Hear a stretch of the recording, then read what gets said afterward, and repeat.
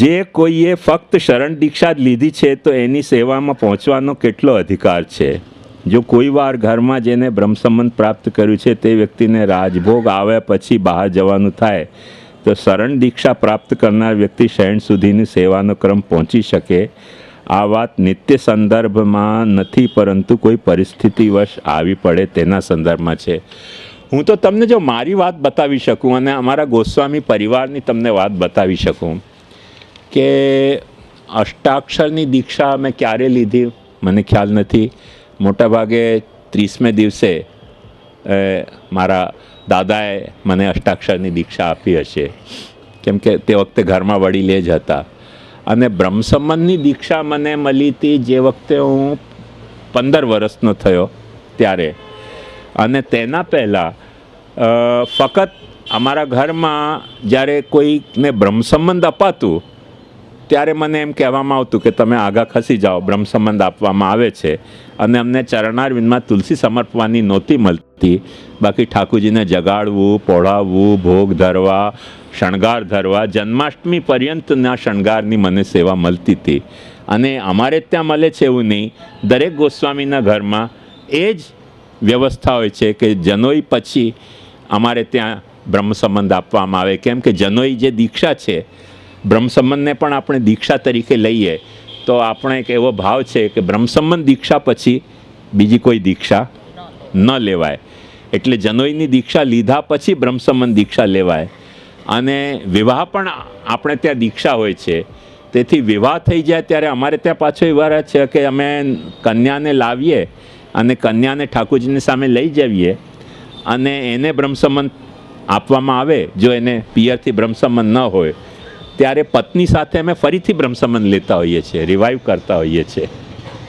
કેમ કે જરૂરત નથી રિવાઈવની, સિદ્ધાંત નથી માઇન્ડેડ, પણ ભાવ છે કે બ્રહ્મસંબંધ પછી બીજી કોઈ દીક્ષા લેવાય નહીં. બ્રહ્મસંબંધ ફાઇનલ છે આપણો, એ આપણી લાઈફની ફાઇનલિટી છે કે બસ એના પછી કોઈ દીક્ષા હોવી ન જોઈએ. એ કારણથી બ્રહ્મસંબંધ અમારે ત્યાં લેટ અપાય છે બાળકોને, પણ સેવા તો અમે કરીએ જ છીએ. અને છેલ્લા 40 વર્ષથી કે 45 વર્ષથી એવો એક મહિનો નહીં ગયો હોય, હું મારી પ્રામાણિકતાથી તમને કહી શકું છું કે જે મહિનામાં મેં મહાપ્રભુજીના ગ્રંથો વાંચ્યા ન હોય અને ક્યાંય પણ મને મહાપ્રભુજીને એકે વાક્ય એવો નથી જડ્યો આજ દિવસ સુધી કે મહારાજો માટે સિદ્ધાંતનો કોઈક એક સેટ છે અને વૈષ્ણવ માટે અલગ સેટ હોય. મહાપ્રભુજીએ વૈષ્ણવ અને મહારાજ વચ્ચે આવું પૃથક્કરણની દૃષ્ટિ રાખી નથી, શુદ્ધાદ્વૈતની દૃષ્ટિ રાખી છે.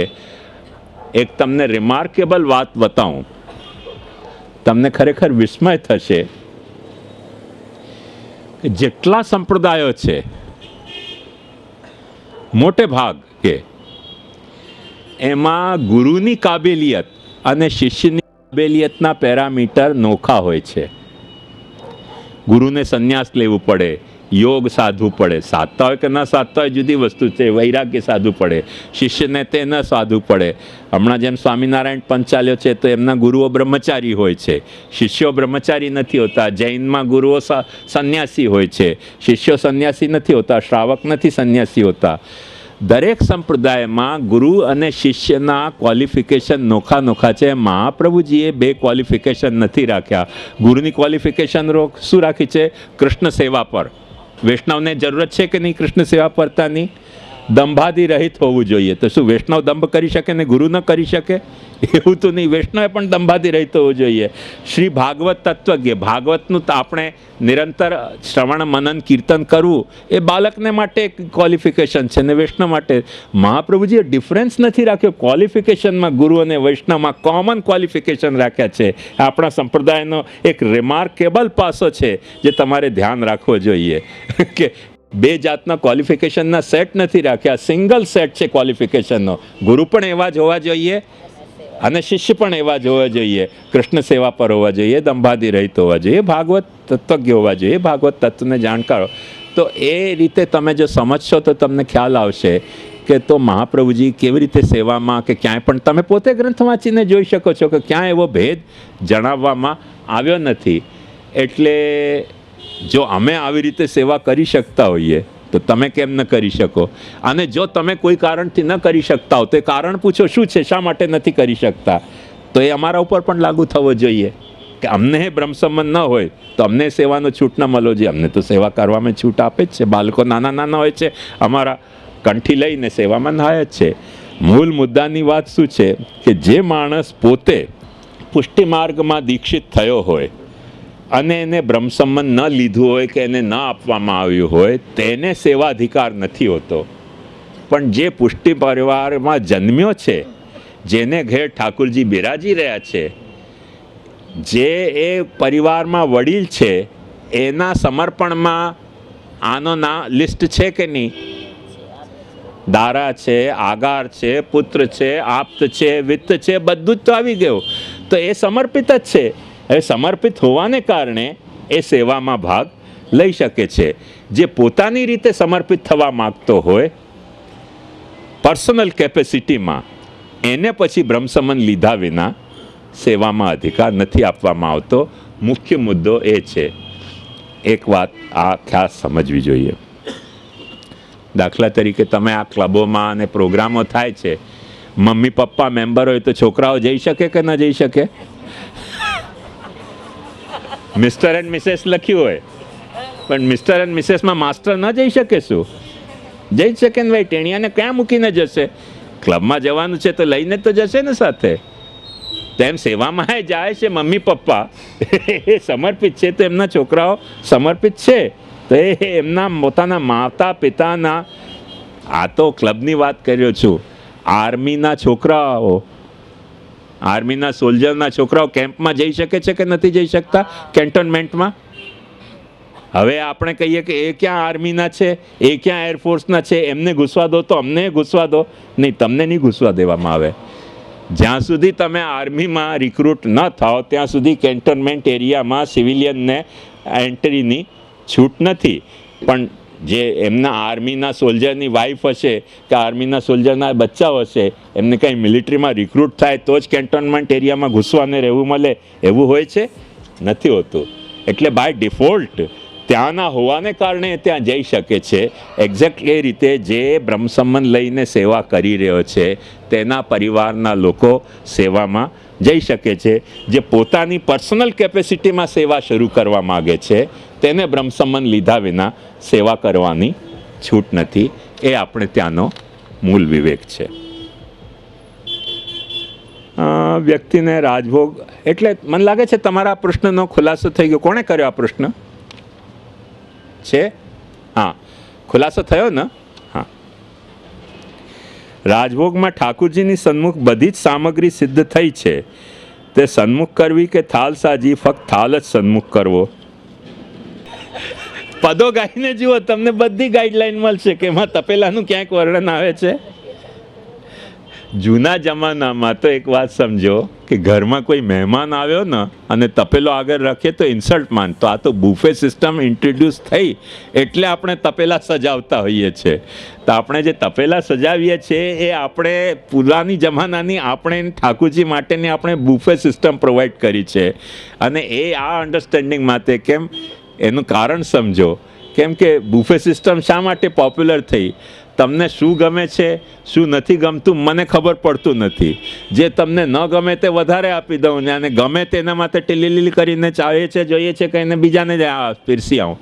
એવું ન થાય એટલે ટોપલા બધા સજેલા છે. તમને જે ગમે, રૂચે આપને કરું તેવી ટહેલ રે, અન્ય રખે ભાવો રે. એમ તપેલા આપણે સજાવી દે છે કે પ્રભુ જે અરોગવું હોય તે અરોગો, ન અરોગ હોય તો મત અરોગજો.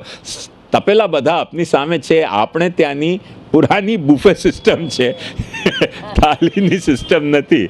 પણ તેથી કંઈ થાળીની સિસ્ટમ અપ્રામાણિક નથી થઈ જતી. થાળીની સિસ્ટમ એ પ્રામાણિક છે અને તમને સગવડ હોય તો બુફે સિસ્ટમ એ કરી શકો છો.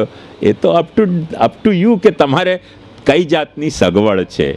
એક વખતે તમે જે થાળીમાં તપેલીમાં સામગ્રી સિદ્ધ થઈ એમાંથી પહેલી થાળી ઠાકુરજીને તમે કરો તો એ બધી સામગ્રી સમર્પિત છે. કદાચ ફરી પછી પ્રસાદ હોય કે ન હોય પણ સમર્પિત તો છે અને છે જ. પ્રસાદી કદાચ ન પણ હોય. અને પ્રસાદનો એટલો બધો આગ્રહ તો તમને ઊંઠા ભણાવવામાં આવે છે વૈષ્ણવોને કે ઠાકુરજીનો જે કોર સાની એ તમારાથી ન ખવાય, એ ગાયને પધરાવી દેવાય. હું તમને એનો અસલ ઇતિહાસ બતાવવા માગું છું કે ઠાકુરજીને એકચ્યુઅલી ભોગ તો આટલી જ સખડી ધરવામાં આવે છે જેટલું આપણે કોર સાનેલું હોય. બાકી તો બુફે સિસ્ટમનું છે કે ભાઈ અમે આટલું સાની રહ્યા છે કોર, આપને વધારે ગમતું હોય તો આપને જે ગમતું હોય તે આપ અરોગો. તો કોર જે છે એ જ તો સાચો પ્રસાદ છે, એ તમને લેવા માટે રોકી દેવામાં આવે છે કે ગાયને આપવામાં આવે. ખરેખર એ જ તો પ્રસાદ છે કોર, એ આપણે લેતા નથી. અને બુફે સિસ્ટમનું આપણે લઈ રહ્યા છે, એ ટેકનિકલી સમર્પિત છે પણ પ્રસાદી નથી હો. કેમ કે જો ઠાકુરજી તપેલી ભરીને ચોખા આરોગતા હોય તો બાલભાવ ક્યાં રહ્યો? ખ્યાલમાં આવે ને, ઠાકુરજીને તો કોર સાની એટલું જ ભોગ ધરવામાં આવે છે.